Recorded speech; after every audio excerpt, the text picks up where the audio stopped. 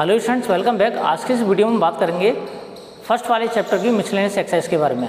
Miscellaneous exercise के पहला वाला क्वेश्चन है और इसमें दे रखा है decide among the following sets which sets are subsets of one another. हमारे पास इसमें 4 सेट्स दे रखे हैं। उन 4 सेट्स में से कौन सा वाला सेट किस सेट का सबसेट है, ये हमें फाइंड करना है। तो यहाँ ए वाले सेट में ये दे रखा है कि x is set x belongs to R and satisfy x का -8x + 12 इक्वल्स टू 0। यानी हमें इसमें क्वाड्रेटिक इक्वेशन दे रखा है। इस क्वाड्रेटिक इक्वेशन को हम सॉल्व करेंगे। सॉल्व करने के बाद में हमें इसकी 2 वैल्यूज़ मिलेंगी एक्स की। उन वैल्यूज़ को हम इसमें पुट करेंगे। तो सबसे पहले हम इसको सॉल्व कर लेते हैं। तो हमें मिलेगा एक्स का -8x + 12 इक्वल्स टू 0। तो x - 6 into x - 2 equals to 0। तो इससे हमें x की वैल्यू 2 और 6 ये 2 मिल जाती हैं जो इसको सेटिस्फाई करेंगी। तो कहने का मतलब हुआ कि ए वाला जो सेट होगा उसमें एलिमेंट्स होंगे, एक 2 हो जाएगा, एक हो जाएगा 6। तो ए वाले सेट में 2 एलिमेंट्स हैं, बी वाले सेट में 3 एलिमेंट्स हैं 2 4 6, सी वाले सेट में 2 4 6 8 dot dot dot infinite elements हैं जो कि एक इवन नेचुरल नंबर्स का सेट है। डी वाले में सिर्फ एक ही एलिमेंट है जो 6 दे रखा है।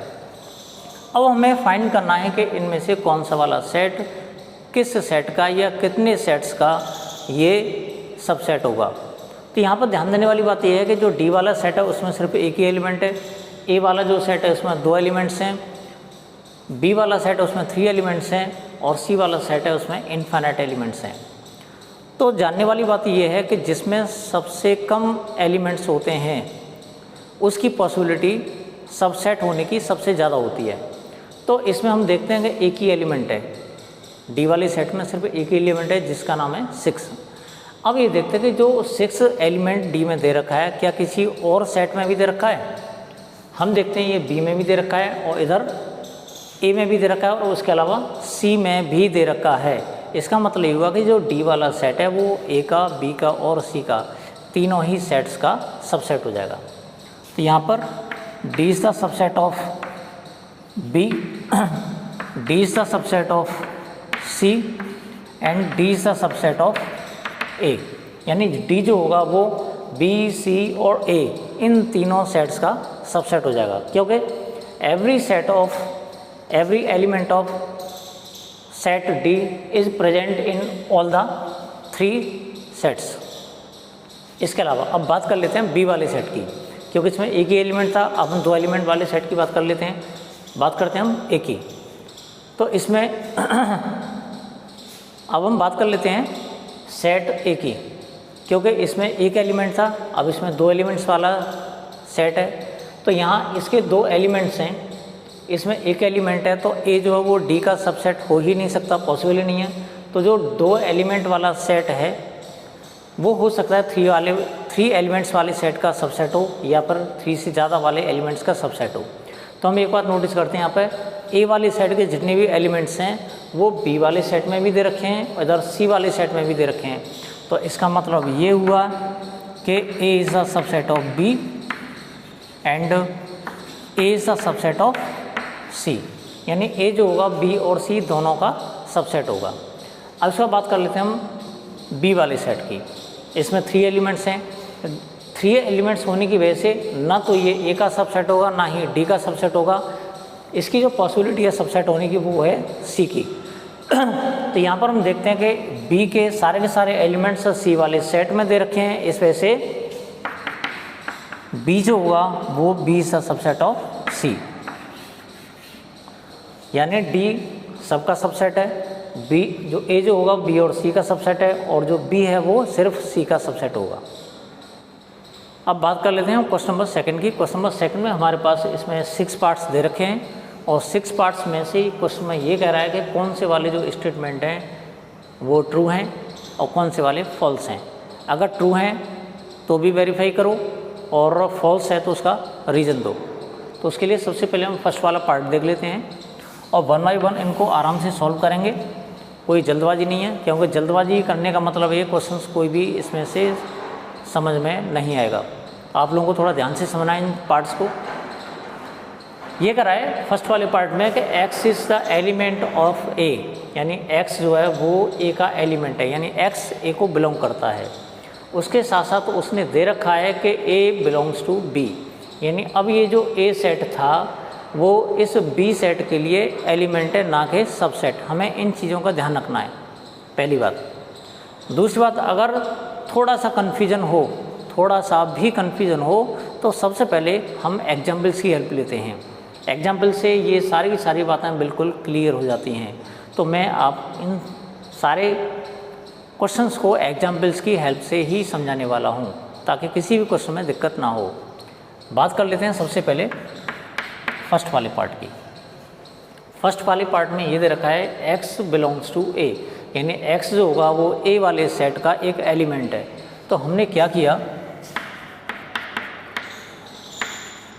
x और y हमने a वाले सेट में दो एलिमेंट्स ले लिए, तो इससे ये रिप्रेजेंट हो रहा है x बिलोंग्स टू a, यानी ये वाला जो एलिमेंट है वो a को बिलोंग कर रहा है। अब इसके बाद उसने कहा है a is the element of b, यानी a जो होगा सेट वो b वाले सेट का एक एलिमेंट है। तो हमें करना क्या होगा, b वाला सेट बनाएंगे और b वाले सेट में इसको एलिमेंट बना देंगे। तो यहाँ पर ये a हो जाएगा और ये हो जाएगा z भी लिख सकते हैं, इसको a लिख लिया और z लिख लिया। तो यहाँ पर a जो होगा वो b का क्या हो गया, एलिमेंट हो गया। अब a में जो भी एलिमेंट्स थे हमने जो कंसीडर किया है इसमें ये वाला, तो ये पूरा सेट यहाँ पर हमें लिखना पड़ेगा। अगर हम इसको यहाँ पर लिख देते हैं तो x, y ये पूरा सेट यहाँ पर इस तरह से लिखा जाएगा और ये हो जाएगा z। अब हम यहाँ पे एक बात नोटिस करते हैं कि कंडीशन उसने दे रखी है कि अगर x a को बिलोंग करता है और a बिलोंग करता है b को, तो क्या x b को बिलोंग करेगा। देखिए हमें मालूम है x जो है b का एलिमेंट होना चाहिए, तभी ये कंडीशन ट्रू होगी। लेकिन यहाँ पर होता क्या है कि ये वाला है ना, ये अकेला एलिमेंट नहीं है, ये पूरा एक एलिमेंट कंसीडर किया जाएगा x, y। ये कंडीशन कब ट्रू होती मालूम है, ये तब होती जब x, y, z हमें इस तरह से एलिमेंट्स ये दे रखे होते। यहाँ पर x b को बिलोंग करेगा, y b को बिलोंग करेगा, z भी b को बिलोंग करेगा, लेकिन यहाँ पर x a को बिलोंग नहीं करेगा इस वाले सेट से, बल्कि x, y पूरा सेट बनाएंगे तब जाकर ये इसके b को बिलोंग करेगा। मैं समझता हूँ ये पूरा पार्ट समझ में आ गया होगा। तो इस वजह से ये जो कंडीशन है वो फॉल्स होगी। अब बात कर लेते हैं इसके सेकंड वाले पार्ट की। तो सेकंड वाले पार्ट में हमें जो कंडीशंस उसने दे रखी हैं वो कुछ इस तरह से हैं कि a is the subset of b, a जो होगा वो b का सबसेट है और b बिलोंग्स टू c, और जो b है वो c का एलिमेंट है। सेम कंडीशन है, तो हमें कंफर्म करना है कि क्या a c का सबसेट होगा या नहीं होगा। तो उसके लिए सबसे पहले हम क्या करते हैं, a is the subset of b, a b का सबसेट है, तो इसका मतलब a का हर एक एलिमेंट b वाले सेट में प्रेजेंट होगा। तो a को हमने क्या किया, 1, 2 हमने दो एलिमेंट्स का एक सेट बना लिया। अब क्योंकि a जो है b का सबसेट है तो a के सारे एलिमेंट्स b में होने चाहिए, तो हम b को एक नया सेट बनाएंगे और इसमें 1, 2, 3 ये वाला सेट कंसीडर कर लेंगे। अब इन दोनों को देखने से हमें पता चल रहा है कि जो a है वो b का सबसेट होगा। अब कंडीशन को थोड़ा सा आगे बढ़ाते हैं। कंडीशन में दे रखा है कि b जो होगा वो c का एलिमेंट है, यानी जो b सेट है पूरा c सेट का एलिमेंट होगा। अगर हम c को यहाँ पे ये बनाते हैं तो यहाँ पे b लिखना पड़ेगा। उसके बाद में हम 4, 5, 6 ये लिख लेते हैं, कोई दिक्कत वाली बात नहीं है। अब b जो होगा वो c का एलिमेंट हो गया। अब यहाँ पर क्या करेंगे, b में एलिमेंट्स कितने थे, 1, 2, 3 और ये हो जाएगा 4, 5, 6। यहाँ पर ये पूरा एक एलिमेंट है, हमें इस बात को थोड़ा सा ध्यान देना पड़ेगा। क्वेश्चन में कह रहा है कि a जो होगा वो c का एलिमेंट होगा। अगर a c का एलिमेंट होता है तो ज़रा इसको हम एक सेट बनाकर रिप्रेजेंट करते हैं।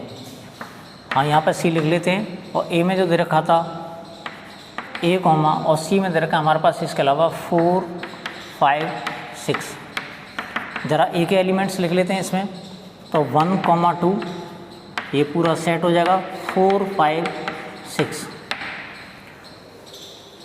अब इसमें एक बात देखते हैं कि ए जो है सी का एलिमेंट है, और ये कह रहा है कि इसकी वजह से हमें ए जो है सी का एलिमेंट मिलना चाहिए। यहाँ पर हम देखते हैं कि ए वाले सेट में 1 2 है, और यहाँ पर 1 2 3 है। ये पूरा एलिमेंट होना चाहिए, जो कि ये मैच नहीं कर रहे, और मैच नहीं करने की वजह से ए जो होगा वो सी का एलिमेंट नहीं होगा। क्योंकि ये तो हमने अपनी तरफ से एग्जांपल लिया है, ये तो था ही नहीं, हमें तो इसमें से डिसाइड करना है। अगर बाई चांस यहाँ पे 1 2 होता, इसमें 3 नहीं होता, तब ए जो है सी का एलिमेंट होता। इस कंडीशन में भी ये फॉल्स होगा। अब बात कर लेते हैं इसके थर्ड वाले पार्ट की। तो थर्ड वाले पार्ट में हम देखते हैं, if A is the subset of B, A B का सबसेट है, बी सी का सबसेट है, तो ए जो होगा वो सी का सबसेट होगा। हमें ये कंफर्म करना है, ठीक है। इसको एग्जाम्पल की बेसिस पर हम प्रूव कर सकते हैं, या फिर जो स्टेटमेंट्स होते हैं जो थ्योरी बेस्ड है, वो सारा का सारा हम उसे दोनों तरह से सॉल्व कर सकते हैं। तो सबसे पहले एग्जाम्पल की हेल्प लेते हैं, उसके बाद थ्योरी बेस्ड करेंगे इसको, थर्ड वाले पार्ट को। इसमें थर्ड वाले पार्ट में A is the subset of B, तो ए को हम क्या करेंगे 1 2 ले लेंगे, बी को ले लेंगे 1 2 3।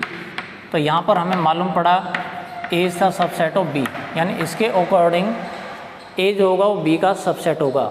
अब कंडीशन क्या है, B is the subset of C, तो हम क्या करेंगे सी का एक ऐसा सेट बनाएंगे जो बी को सबसेट कर सके, यानी B is the subset of C, ये वाली कंडीशन बन सके। तो 1 2 3 4 5, तो बी के सारे एलिमेंट्स सी में हैं। इसका मतलब ये हुआ कि जो बी होगा वो सी का सबसेट हो जाएगा, B is the subset of C. अब हमें कंफर्म करना है क्या जो ए सबसेट है सी का, तो क्या ये कंडीशन ट्रू है या नहीं। हम एक बार नोटिस करते हैं कि ए वाले सेट में जितने भी एलिमेंट्स इसमें दे रखे हैं वो सारे के सारे एलिमेंट्स सेट सी में प्रेजेंट हैं। दोबारा देखिए, इसमें 1 2 है, इसमें भी 1 2 आ रहा है। इसका मतलब हुआ कि A is the subset of C, it implies A is the subset of C. तो ये जो कंडीशन होगी वो ट्रू हो जाएगी। ये इसके 3 पार्ट्स का सॉल्यूशन है। अब इसको थोड़ा सा थ्योरेटिकल प्रूफ कर लेते हैं। जब हम इसे थ्योरेटिकल प्रूफ करते हैं तो हम क्या करते हैं, लेट x बिलोंग्स टू ए। हमने क्या किया, ए सेट में से कोई एक एलिमेंट ले लिया x, यानी x एक ऐसा एलिमेंट है जो सेट ए को बिलोंग करता है। Here A is the subset of B, A जो है बी का सबसेट होगा, दे रखा है उसमें कंडीशन दे रखी है। जब ए बी का सबसेट है और x ए को बिलोंग कर रहा है, तो ए बी का सबसेट होने की वजह से ए के सारे एलिमेंट्स बी को रिप्रेजेंट करेंगे, यानी बी वाले सेट में ए के सारे एलिमेंट्स होंगे।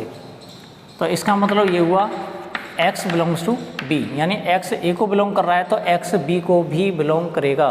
क्यों? क्योंकि ए जो है वो बी का सबसेट है। अब थोड़ा सा आगे बढ़ते हैं। यहाँ पर हम देखते हैं we have B is the subset of C, जो बी है वो सी का सबसेट है। अब यहाँ पर देखते हैं कि x बी को बिलोंग कर रहा है, तो इसका मतलब x सी को भी बिलोंग करेगा।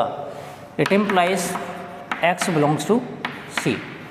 हम क्या लेके चले थे, हम लेके चले थे कि x ए को बिलोंग कर रहा है, लेकिन हमें मालूम पड़ा कि x तो सी को बिलोंग कर रहा है। जब x ए को बिलोंग कर रहा है और यहाँ मालूम पड़ा कि x सी को बिलोंग कर रहा है, तो इसका मतलब ये हुआ a is the subset of C, यानी a जो होगा वो सी का सबसेट होगा। ये है इसका थर्ड वाला पार्ट का सॉल्यूशन।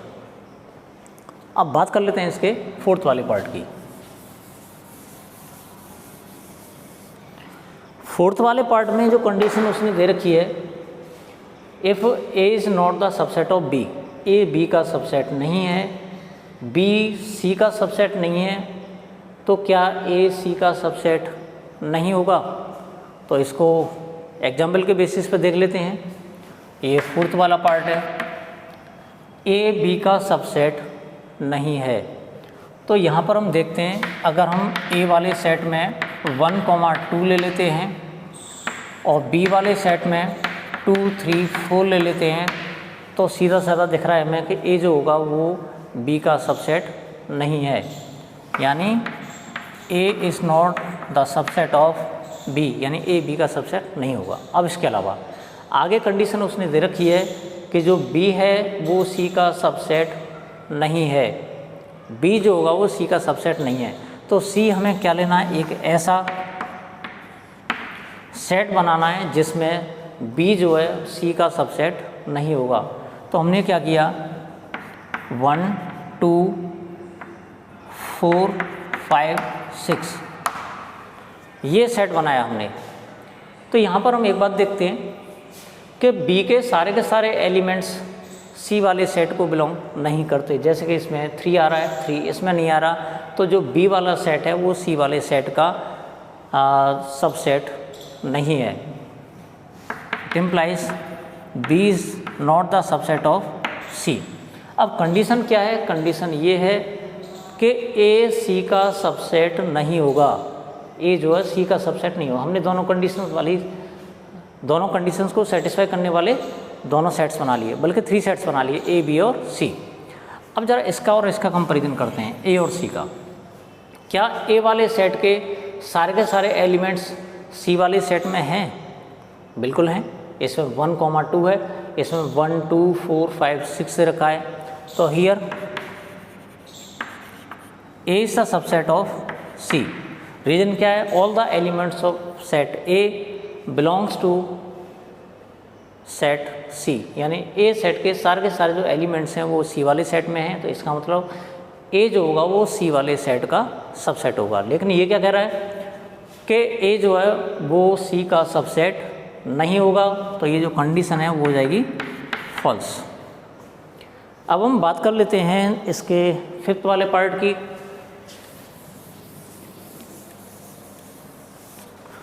फिफ्थ वाले पार्ट में जो दे रखा है वो है if x belongs to a, यानी x जो है वो a वाले सेट का एक एलिमेंट है। तो ज़रा इसका एक सेट बना लेते हैं, x, y।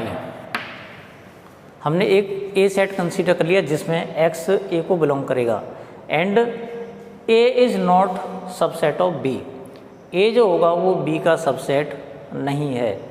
तो यहाँ पर हम देखते हैं कि b हमारे पास एक ऐसा सेट होना चाहिए जिसमें a जो है b का सबसेट नहीं होगा।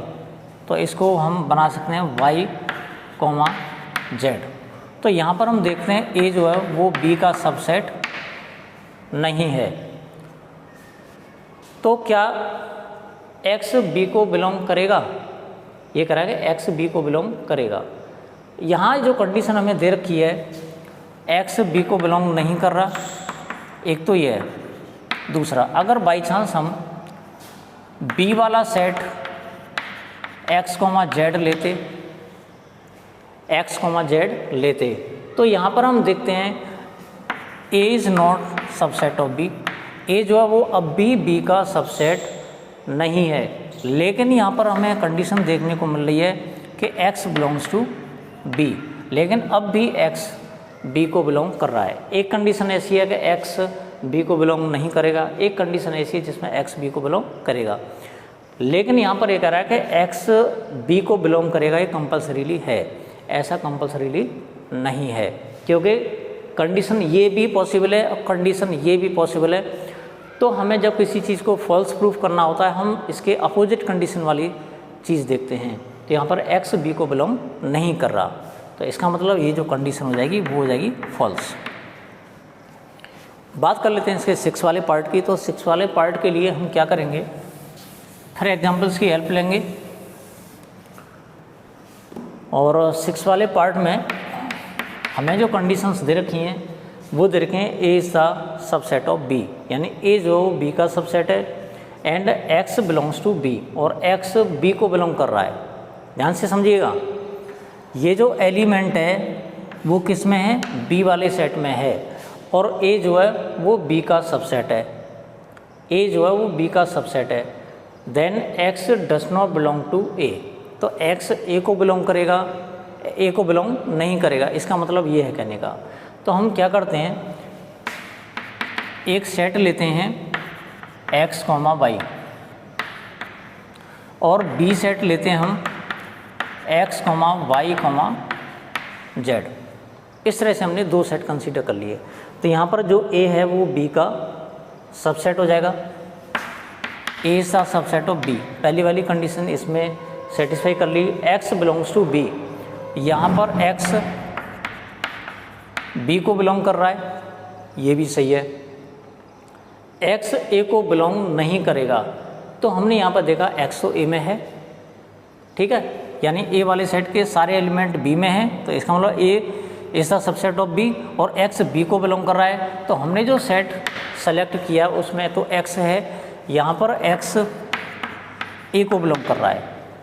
लेकिन बाई चांस अगर a जो सेट है उसको हम y, z कंसीडर करते तो यहाँ पर जो a सेट है वो b वाले सेट का सबसेट होगा, a is the subset of b। और यहाँ पर हम ये भी देखते हैं कि जो x है यहाँ पर जो b को बिलोंग कर रहा है, बिल्कुल बिलोंग कर रहा है। इसके अलावा x a को बिलोंग नहीं कर रहा, और x does not belong to a, ठीक है। तो यहाँ कंडीशन तो ठीक आ रही है, लेकिन यहाँ पे कंडीशन सही नहीं आ रही। तो हमें दोनों ही कंडीशंस को सेटिस्फाई करने वाला स्टेटमेंट चाहिए होता है, तो इस कंडीशन में भी ये फॉल्स हो जाएगा। अब यहाँ पर हम बात कर लेंगे इसके 7th वाले पार्ट की। तो गलती से हमने इसमें ये जो इसका 6th वाला पार्ट है वो ये वाला था, हमने इसको गलती से x बिलोंग्स टू b कर लिया था, और होना चाहिए था x does not belong to b, ठीक है ना। तो इस वाले पार्ट को आप लोग अपने आप करेंगे, मैंने ये वाला पार्ट एक्सप्लेन कर लिया है। तो यहाँ पर इस वाले पार्ट को आप 6 वाला पार्ट बना देना, और इस वाले पार्ट को 7th वाला पार्ट, यानी ये जो दोनों पार्ट्स हैं इन दोनों पार्ट्स को आप एक्सचेंज कर लेना। तो इसकी कंडीशंस आप लोग अपने आप खुद चेक करेंगे, मैंने इसमें 5 या 6 पार्ट्स ऑलरेडी सॉल्व कर दिए हैं। तो ये वाला पार्ट आप लोगों को खुद ही सॉल्व करना है। अब हम बात कर लेते हैं क्वेश्चन नंबर 3 की। क्वेश्चन नंबर 3 में हमारे पास दे रखा है, let A B and C be the sets such set A union B equals to A union C and intersection B equals to intersection C so that B equals to सी।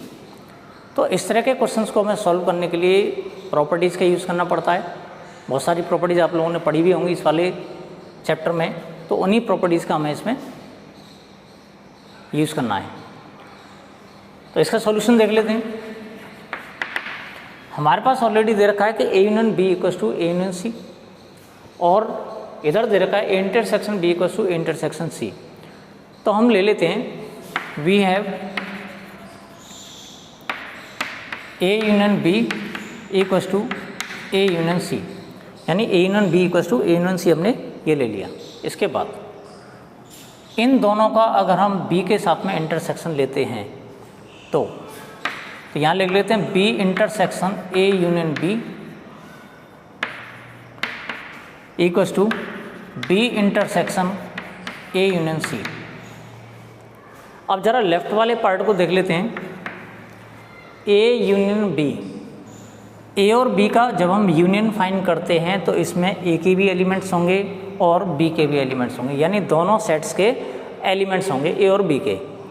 अब जो answer आता है उसका हम common element देखते हैं B के साथ में, यानी दोनों का हम इंटरसेक्शन फाइंड करते हैं। तो ए और बी के जो एलिमेंट्स हैं उनमें हम बी के एलिमेंट्स के साथ में कॉमन एलिमेंट्स ढूंढते हैं, तो हमें सारे के सारे एलिमेंट्स बी के मिलेंगे, यानी दोनों के ये कॉमन एलिमेंट्स होंगे। तो यहाँ मिल जाएगा हमें बी वाला सेट। अब बात करते हैं इसकी। B intersection A union C है, तो इसमें हम डिस्ट्रीब्यूटिव लॉ अप्लाई कर सकते हैं।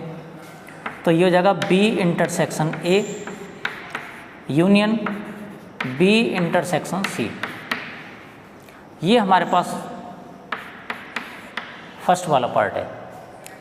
इसके बाद इसमें हमें लेफ्ट साइड में बी मिलेगा, इस बार हमें राइट साइड में सी लाना है। तो अब किस तरह से लाएंगे? Again A union B equals to A union C, हमने दोबारा ले लिया। इस बार हम दोनों का सी के साथ में इंटरसेक्शन निकालते हैं। तो ये हो जाएगा A union B intersection C, चाहे इसको उधर लिख लो, ये कम्यूटेटिव होते हैं, कोई फर्क नहीं पड़ रहा है सी से। तो ये जाएगा A union C intersection C. अब ज़रा राइट साइड में हम गौर करते हैं कि ए यूनियन सी जो सेट है हमारे पास, इसमें ए वाले सेट और सी वाले सेट दोनों सेट्स के कंबाइंड एलिमेंट्स आएंगे। और कंबाइंड एलिमेंट्स का जब हम सी के एलिमेंट्स के साथ में इंटरसेक्शन निकालते हैं तो हमें सारा का सारा सी के एलिमेंट्स वाला सेट मिलता है। तो इसमें ए यूनियन सी इंटरसेक्शन सी की जो वैल्यू होगी वो हो जाएगी सी। इसके बाद इसमें भी हम डिस्ट्रीब्यूटिव लॉ अप्लाई करते हैं, तो हमें मिलेगा A intersection C union B intersection C, ये हमें मिल जाता है। और हमें मालूम है कि ये जो ए इंटरसेक्शन सी है वो है ए इंटरसेक्शन बी के इक्वल। तो इसको लिख सकते हैं A intersection B union B intersection C equals to C. और हमें मालूम है ये दोनों कम्यूटेटिव होते हैं, तो इसको हम लिख सकते हैं बी इंटरसेक्शन ए यूनियन, ये हो जाएगा बी इंटरसेक्शन सी, और ये हो जाएगा सी। ये हो गया इक्वेशन नंबर सेकंड। तो हम एक बात नोटिस करते हैं कि जो फर्स्ट वाला इक्वेशन हमारे पास वो है B intersection A union B intersection C, और सेकंड वाले इक्वेशन में हमारे पास जो LHS है B intersection A union B intersection C, यानी ये दोनों के दोनों इक्वल हैं, इसका RHS और इसका LHS। तो इसका LHS और इसका RHS भी आपस में इक्वल हो जाएगा। तो हम लिख सकते हैं यहाँ पर from equation number first and second B equals to C. ये था हमारा क्वेश्चन नंबर थर्ड।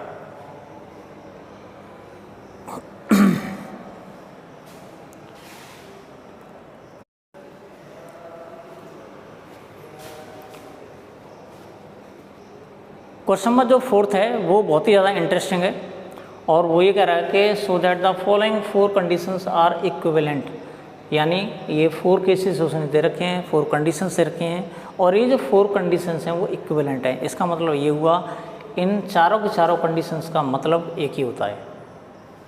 मतलब क्या है? A is the subset of B, यहाँ पर ए जो है बी का सबसेट होगा। अगर ए में से बी को माइनस करते हैं, set A minus set B equal to 5 मिलता है हमें। Set A union set B equal to B मिलता है, और set A intersection B equal to set A मिलता है। तो यहाँ पर सबसे पहले अगर हम एग्जाम्पल लेके इसको सॉल्व करते हैं तो बहुत ही आसान हो जाएगा। पहली कंडीशन का मतलब A is the subset of B, यानी ए का हर एलिमेंट सेट बी में प्रेजेंट है। इसका मतलब ये है let set A comma B consider कर लेते हैं, और जो सेट बी है वो ए बी सी और डी मिल जाता है। ये दो सेट्स हमने कंसीडर कर लिए। इसका मतलब साफ साफ दिख रहा है कि A is the subset of B, यानी ए जो होगा वो बी का सबसेट है। अब बात कर लेते हैं हम A minus B equals to 5 की। अगर हम set A minus set B find करते हैं तो हमें मालूम है कि फर्स्ट वाले सेट में से सेकंड वाले सेट के कॉमन एलिमेंट्स को हम रिमूव कर देंगे, और फर्स्ट वाले सेट में जितने भी एलिमेंट्स बचते हैं हम उन्हें लिख देंगे। तो ज़रा देखना, इसमें कुछ भी एलिमेंट नहीं बचेंगे, यानी ए वाले सेट में एक भी एलिमेंट नहीं बचेगा। जब एक ही भी एलिमेंट नहीं होता तो वो एम्प्टी सेट हो जाता है। इसका मतलब 5 मिलेगा। और इस कंडीशन का मतलब ये भी है कि A is the subset of B. It implies A is the subset of B, यानी ए का हर एलिमेंट बी में प्रेजेंट होगा। इसके बाद है तीसरी वाली condition A union B equals to B. अगर ए और बी का हम यूनियन फाइंड करते हैं, ए यूनियन बी, तो इन दोनों का अगर हम यूनियन फाइंड करते हैं तो हमें मिलेगा ए बी सी डी, यानी ए और बी सेट्स के जितने भी एलिमेंट्स हैं उनका कंबाइंड सेट बना लेंगे। तो ये हो जाएगा ए बी सी और डी। और ये किस सेट की वैल्यू है? ये है बी वाले सेट की वैल्यू। तो A union B equals to B मिल रहा है हमें। ये तभी पॉसिबल होगा जब ए जो होगा वो बी का सबसेट होगा, यानी ये भी हमें रिप्रेजेंट कर रहा है कि A is the subset of B. अब बात कर लेते हैं इसके फोर्थ वाले पार्ट की। फोर्थ वाले पार्ट में ये कह रहा है A intersection B equals to A, यानी ए जो है वो बी का, ए और बी का जो सबसेट ए और बी का इंटरसेक्शन निकालते हैं तो हमें ए मिलता है। तो ज़रा ए और बी का इंटरसेक्शन निकालो। तो ए इंटरसेक्शन बी का मतलब होता है ए और बी के जो कॉमन एलिमेंट्स हैं उनका सेट। तो ए और बी में जो कॉमन है वो सिर्फ ए और बी होंगे, ए कॉमा बी। और ये जो सेट मिलता है हमें वो है सेट ए।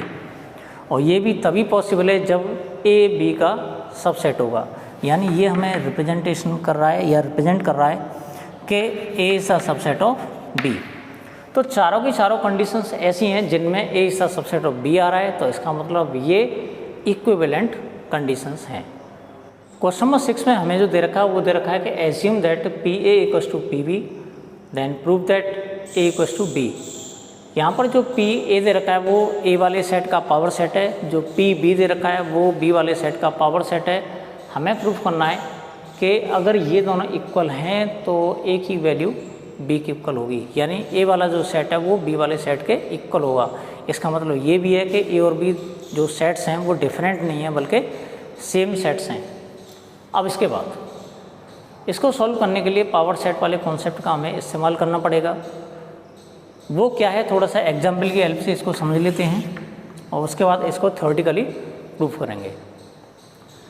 सपोज़ कीजिए ए वाला सेट हमारे पास एक्स वाई जेड दे रखा है, या एक्स और वाई इस तरह से कंसीडर कर लेते हैं। ये ले लिया हमने। अगर हम ए के सारे सबसेट्स बनाते हैं तो वो बनेगा 5x y और x, y। ये बन जाएगा हमारे पास पी ए। ये हो गया हमारे पास पी ए। अब हुआ क्या कि ये जो फाई है, x है, y है और x, y है, ये सारे के सारे अंदर ये जो दे रखे हैं वो पी ए के लिए एलिमेंट्स का काम करेंगे। ये सारे के सारे एलिमेंट्स हैं वो पी ए के एलिमेंट्स हैं। अब हुआ क्या, और ये जितने भी एलिमेंट्स हैं इसके वो सारे के सारे ए के सबसेट्स हैं। फाई ए का सबसेट है, ये एक्स जो है ये भी ए का सबसेट है, ये जो ब्रैकेट में दे रखा है कर्ली ब्रैकेट में ये भी ए का सबसेट है, और एक्स, वाई भी ए का सबसेट है। तो हमने क्या किया, इसमें से किसी भी एक एलिमेंट को कैपिटल एक्स कंसीडर कर लिया, किसी भी एक एलिमेंट को एक्स कंसीडर कर लिया। अब ये जो एक्स है वो क्या होगा, वो होगा ए का सबसेट। कोई सा भी एलिमेंट हम इसमें से सेलेक्ट कर सकते हैं, वो सब के सब क्या होंगे, वो एक्स जो होगा, कोई सा भी एक एलिमेंट हम एक्स मान सकते हैं, वो होगा ए का सबसेट। इसके बाद ये जो एक्स है वो पी ए का क्या होगा, एलिमेंट हो जाएगा, यानी एक्स जो होगा वो पी ए का एलिमेंट हो जाएगा। तो हम इसी कॉन्सेप्ट का इसमें पूरे में इस्तेमाल करेंगे। अब हुआ क्या, एक्स जो सबसेट है, सपोज कीजिए कि एक्स बिलोंग्स टू एक्स, यानी हमने एक स्मॉल एलिमेंट ले लिया एक्स जो इस वाले सेट को बिलोंग कर रहा है। Let x belongs to x, it implies, इसके अलावा हम एक बात और देखेंगे इसमें कि let x is a subset of A and x belongs to x, यानी जो स्मॉल लेटर वाला एक्स है वो इस वाले सेट को बिलोंग कर रहा है। जब एक्स इसको बिलोंग कर रहा है तो इसका मतलब ये हुआ जो एक्स है वो ए को भी बिलोंग करेगा। ये कंडीशन समझ आ गई होगी आपको, क्योंकि एक्स जो है वो ए का सबसेट है, तो इसका मतलब अगर ये वाला एक्स इसको बिलोंग कर रहा है तो ये वाला जो एक्स है वो ए को भी बिलोंग करेगा, क्योंकि एक्स ए का सबसेट है। यहाँ पर जब x a का सबसेट है तो इसका मतलब ये हुआ जो x होगा वो पी ए का एलिमेंट हो जाएगा। जो a का सबसेट होगा या a के जितने भी सबसेट्स होंगे वो सारे के सारे पी ए के एलिमेंट्स होंगे, जो मैं यहाँ पर एक्सप्लेन कर चुका हूँ। हमें एक बात और दे रखी है कि पी ए की वैल्यू तो पी बी के इक्वल है, तो हम यहाँ पर पी ए को रिप्लेस कर सकते हैं हम पी बी से।